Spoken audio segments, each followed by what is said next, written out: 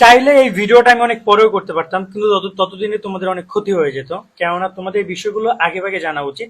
যে কয়টা পরীক্ষা দিয়েছো, বাট এখন যে পরীক্ষাগুলো তোমাদের সামনে আসবে, সৃজনশীলে কেমনে নম্বর দেয় শিক্ষক, কত নম্বর কতটুকু লিখলে কিভাবে শিক্ষকরা প্রদান করে, সেটা ক, সেটা খ, সেটা গ এর ক্ষেত্রে, সেটা এই যে ঘ এর ক্ষেত্রে কত নম্বর কিভাবে কি প্রদান করে, আমি তোমাদেরকে বেশ কয়েকটা সৃজনশীল দেখিয়ে ব্যাপারটা বুঝিয়ে দিব। দেখো, একজন শিক্ষক, বিভিন্ন প্রকার শিক্ষক আছে, এক এক শিক্ষকের এক এক রকমের মূল্যায়ন প্রক্রিয়া। তবে আমি বেশ কয়েকজন শিক্ষকের সাথে কথা বলেছি, তারা যেভাবে খাতাগুলো মূল্যায়ন করে আমি সেভাবে তোমাদেরকে বলছি। এটা একটা নমুনা খাতা ঢাকা বোর্ডের, জাস্ট আমি নমুনা খাতা থেকে দেখাচ্ছি, কারণ আমরা বোর্ডের খাতাতে এক্সপ্লেন করার সুযোগ আমাদের নাই এবং এটা উচিত হবে না, একজন পরীক্ষার্থীর জীবন বলে কথা। বাট এই জায়গায় আমরা একটা নমুনা খাতা থেকে দেখাচ্ছি কিভাবে একজন শিক্ষক নম্বর প্রদান করে। এই ভিডিওটা তোমাদের জন্য অনেক গুরুত্বপূর্ণ হতে যাচ্ছে, শেষ পর্যন্ত দেখো। বেশ কিছু টিপস তোমাদেরকে আমরা শেয়ার করে দিব, এবং অনেকেই আছো যারা কিনা ভুলভাল সৃজনশীল লিখছো, তারা নাম্বার পাবা কিনা, অনেকে আছো যারা কিনা দেখা যায় যে হাতে লেখা খারাপ আছে, তারা নাম্বার পাবা কিনা, এই টপিকগুলো নিয়ে কথা বলবো। বেসিক্যালি যদি আমি একটু কথা বলি, টোটাল এখানে তোমাদের সৃজনশীলের 4টা পার্ট থাকে। একটা হচ্ছে ক, এই যে দেখতে পাচ্ছ ক, দেন থাকে খ, দেন থাকে গ, এবং সবার শেষে থাকে ঘ নাম্বার। এখন অনেকে একটা ব্যাপার থাকে যে কোনটা কত পৃষ্ঠা লিখবে, এটার কারণে অনেকে নম্বরটা ডিপেন্ড করে, কিন্তু আসলে এক্স্যাক্টলি শিক্ষকরা বলছে এটা না। তুমি যদি তোমার অ্যান্সারটা তুমি যদি অর্ধেকের মধ্যেও লেখো, তাও তুমি নাম্বার পাবা। তুমি যদি তোমার অ্যান্সারটা যদি তুমি 2 পৃষ্ঠার মধ্যে লেখো, তাও তুমি নাম্বার পাবা। মানে বেশি লিখলে যে বেশি নাম্বার পাবা বিষয়টা এমন না, তোমাদের তো লিমিটেশন আছে। তো আমরা যদি এখানে তোমাদেরকে একটা একটা করে এক্সপ্লেন করি, ধরে নাও এখানে ক নম্বরের যে প্রশ্ন থাকে, ক নম্বরের সেখানে তোমার মার্ক থাকে 1, যেটা খ নম্বরের কোশ্চেন সেখানে থাকে 2, গ নম্বরে তোমাদের থাকে 3, আর ঘ নম্বরে তোমাদের কোশ্চেনের অ্যান্সার থাকে 4। এই যে তোমাদের টোটাল 4টা মার্কের 10 মার্কের একটা মানে পুরো ক্যালকুলেশনটা হয়। এখন এই জায়গায় যদি তুমি ক নম্বরের কোশ্চেনটা অ্যান্সারটা সঠিকভাবে লেখো, কোনো প্রকার বানান ভুল না যায়, তাহলে তুমি এখানে 1-এ 1 পাবা, তুমি শিওর থাকো। যদি কোনো প্রকার বানান ভুল না যায়, কারণ 1 নম্বরের যে প্রশ্নটা এক কথা লেখা থাকে এবং উত্তরটা তোমাকে সংক্ষেপে লিখতে হয়, যদি বানান ভুল যায় সেখানে শিক্ষক হাফ মার্ক দেয়। ঠিক এইরকম ভাবে তারা মার্কটা দেয়, ওকে হাফ দেয়, বাট নর্মালি তারা 1 মার্ক তোমাকে দিবে, ঠিক আছে, যদি সঠিক হয় সবকিছু। 2 নম্বরের যে কোশ্চেনটা, এটা নর্মালি সবসময় জন্য ব্যাখ্যা করা, বর্ণনা করা এগুলো বলে। এখন দেখা যায় অনেকে এটা প্যারাকারে লেখো, প্রথম দিকে আগে যে বিষয়টা ব্যাখ্যা করতে বলা হয় সেটা নিয়ে একটু ছোট্ট করে লেখো যে জিনিসটা কি, দেন এটা ব্যাখ্যা করো। এখন এই জায়গায় তোমাকে যদি সেই কথাগুলো শিক্ষক পায় তোমার অ্যান্সারের মধ্যে, শিক্ষক সেখানেও তোমাকে 2-এ 2 দিবে। এই যে দুইটা প্রশ্ন আছে 1 এবং 2, এখানে তুমি 3 মার্ক পাবা যদি তুমি একটু বুদ্ধি খাটিয়ে সঠিকটা লিখতে পারো, বা যদি সঠিকটার অল্প কিছুও থাকে, কারণ এখানে নাম্বার কাটার সুযোগ খুবই কম। শিক্ষকরা এই 2টা পয়েন্টে যে 3 মার্ক অবশ্যই প্রদান করে, এটা শিক্ষকরাই বলছে। কিন্তু নাম্বার কমে কোথায়? নাম্বার কমে এই যে গ নাম্বারে, এবং নাম্বার কমে ঘ নাম্বারে। ঘ নাম্বার যখন লেখো, তোমরা অনেকে বলতে পারো যে ভাই আমি ফুল পেজ লিখেছি, 1 পেজ লিখেছি, এটা নাম্বার দিবে কিনা। দেখো, এখানে শিক্ষক কখনোই কত পৃষ্ঠা লিখেছে এটা খুবই কম শিক্ষক দেখে। তারা দেখে যে তুমি যে অ্যান্সারটা লিখেছো সেটা তোমার প্রশ্নের যে উত্তরটা সেটা এখানে এসেছে কিনা। যদি সেটা এসে থাকে, শিক্ষক সেখানে 3-এ 3 দিবে। এটা শিক্ষকের একটা কথা হচ্ছে আমরা 3-এ 3 দিয়ে দিই, কোনো এদিক ওদিক হয় না। কিন্তু কোনো কারণে দেখা গেলো যে তুমি যে অ্যান্সারটা লিখেছো সেটা ভুল হয়েছে, তাও সেখানে শিক্ষক মিনিমাম 1 তো তোমাকে দিবি, মিনিমাম 1 তুমি এখানে পাবো। যদি ভুলও হয় তাও তুমি 1 পাবা, বাট নর্মালি হইলে 3-এ 3 পাবা। যদি দেখা যায় যে অর্ধেক হয়েছে অর্ধেক হয়নি, তাহলে তোমাকে সেখানে তারা 2 দিবে। অর্ধেক হয়েছে অর্ধেক হয়নি, বা তুমি অ্যান্সারটা সঠিকভাবে লিখতে পেরেছো কিন্তু এক্সপ্লেন করতে পারোনি, ব্যাখ্যা করতে পারোনি, উদ্দীপকের সাথে মিলাইতে পারোনি, সেক্ষেত্রে তুমি 2 পাইতে পারো। বাট কেউ এখানে 0 পায় না। তুমি পুরোটা লেখার পরে যদি তুমি একদম নাও হয়, তাও তোমাকে তারা 1 দিবে, তোমাকে 0 দিবে না, কেউ তোমাকে 0 দিবে না, 1 মিনিমাম তুমি পাবা। আবার যদি আমি ঘ নম্বরের কথা বলি, ঘ নম্বরের ক্ষেত্রে তোমরা কতটুকু কি লিখেছো, এখানে দেখো যায় যে তুমি লিখেছো ওই একই কথা। তুমি যদি পুরোটা হয় দেন তুমি 4 পাবা, যদি অর্ধেক হয় দেন তোমাকে মিনিমাম তারা এখানে 3 বা 2 দিবে, ওকে। আর যদি দেখা যায় পুরোটা নাও হয় বাট ভুল উত্তর লিখেছো, তাও তোমার চেষ্টা করার পারপাসে তারা 1 দিয়ে দিবে, ঠিক আছে। এখন এই জায়গায় 0 দিবে। 0 দেয় কোন কোন সাবজেক্টে জানো? যদি তোমার গণিত হয়, যদি এটা একটা অঙ্ক হয়, অঙ্কটা পুরোটা ভুল গেল, সেক্ষেত্রে শিক্ষক চাইলে 0 দিতে পারে, বাট শিক্ষক সেখানেও চেষ্টা করার কারণে 1 দেয়, ওকে। সো এই জায়গায় বলবো তোমরা চেষ্টা করলেও কিন্তু নাম্বারটা পাচ্ছ। তোমরা যদি অনেক পৃষ্ঠা পরিমাণ লিখে আসো যে আমি 4-5 পৃষ্ঠা করে একটা সৃজনশীল লিখছি, এটা 1.5 পৃষ্ঠা 2 পৃষ্ঠা লিখছি, তাহলে যে নাম্বার পাবে এটা কিন্তু সম্পূর্ণ ভুলভাল কথাবার্তা, ওকে। আমরা যদি আরেকটা সৃজনশীল এখানে দেখতে চাই, দেখো এখানে কিন্তু একজন শিক্ষার্থী অনেকখানি লিখছে ক নাম্বার, এতখানি লেখার দরকার নেই। খ নাম্বার ও লিখেছে, গ নাম্বার এখান থেকে লিখেছে, এই গ নাম্বার লেখাটা পুরোটা ভুল। ওর গ নাম্বার এখানে যদি তোমার শেষ হইতো, এই যে পিরামিড বলে, এখানে যদি শেষ হইতো, ওর উচিত ছিল এই 3টে লাইন এখানে না লিখে নেক্সট পেজে লেখা, ওকে। এটা ও না করে ও কি করেছে, ও এখানে লিখেছে এটা ভুল হয়েছে ওর। যাই হোক, শিক্ষকের যদি চোখে পড়ে তো ভালো, শিক্ষক যদি চোখে না পড়ে শিক্ষক কিন্তু মনে করবে যে শিক্ষার্থী অ্যান্সার করেনি, তখন কিন্তু নাম্বার দিবে না। তো এই জিনিসটা করবে না, একটু ফাঁকা ফাঁকা দিয়ে লিখবা। দেন এখানেও শিক্ষক দেখা যায় যদি তোমার লেখা ঠিক থাকে দেন তুমি এখানে 1 পাবা, এখানে তুমি 2 পাবা।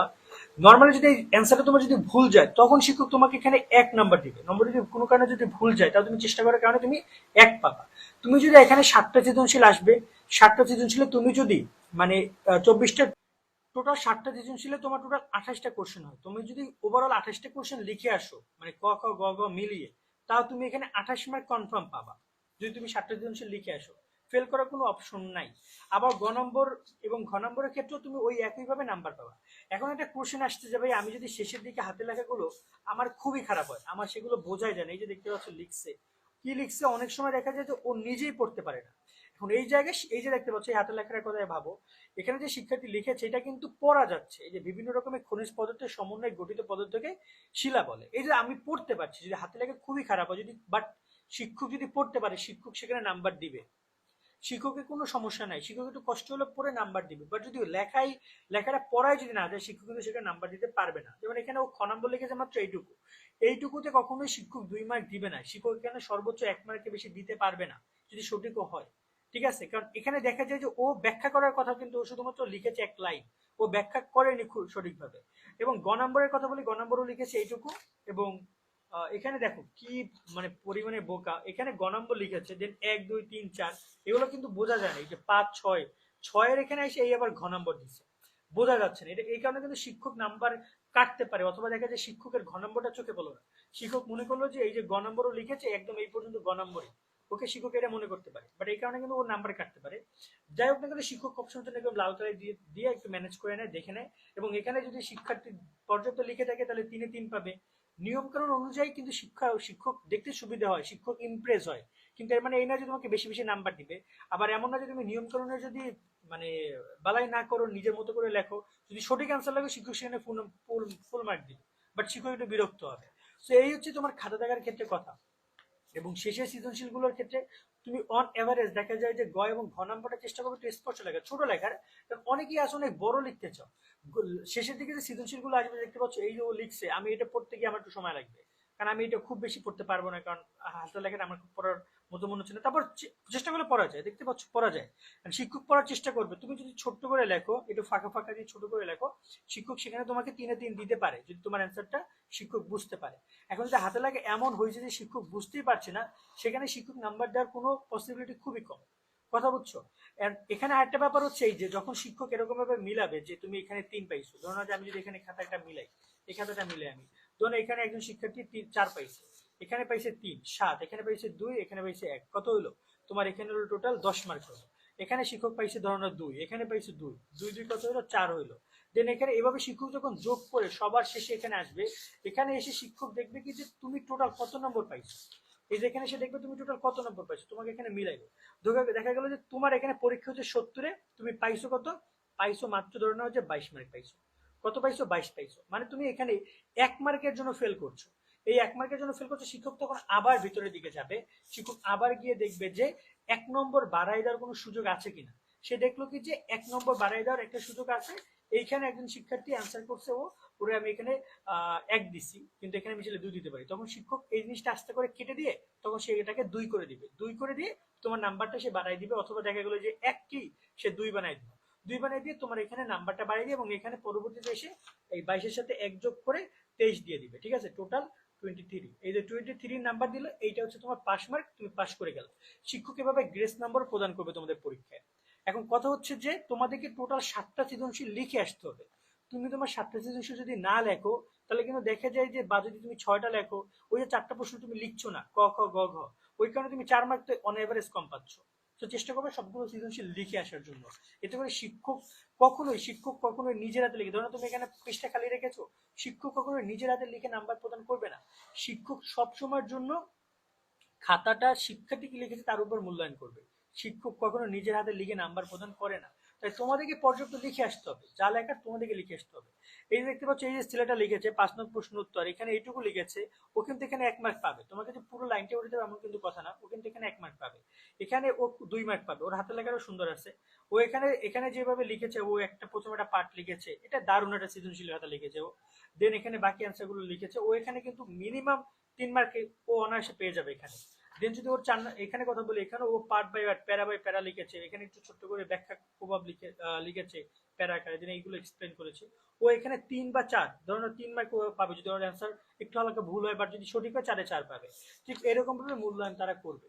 আশা করি তোমরা পুরো বিষয়টা বুঝেছো যে কিভাবে সৃজনশীল খাতা দেখা দেখা হয়।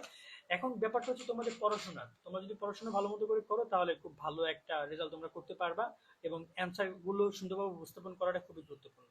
আজকের মতো ভিডিও আমরা এখানে শেষ করছি। এই ভিডিওর মাধ্যমে সকলে অনেক অনেক ভালো থাকবা। আল্লাহ হাফেজ।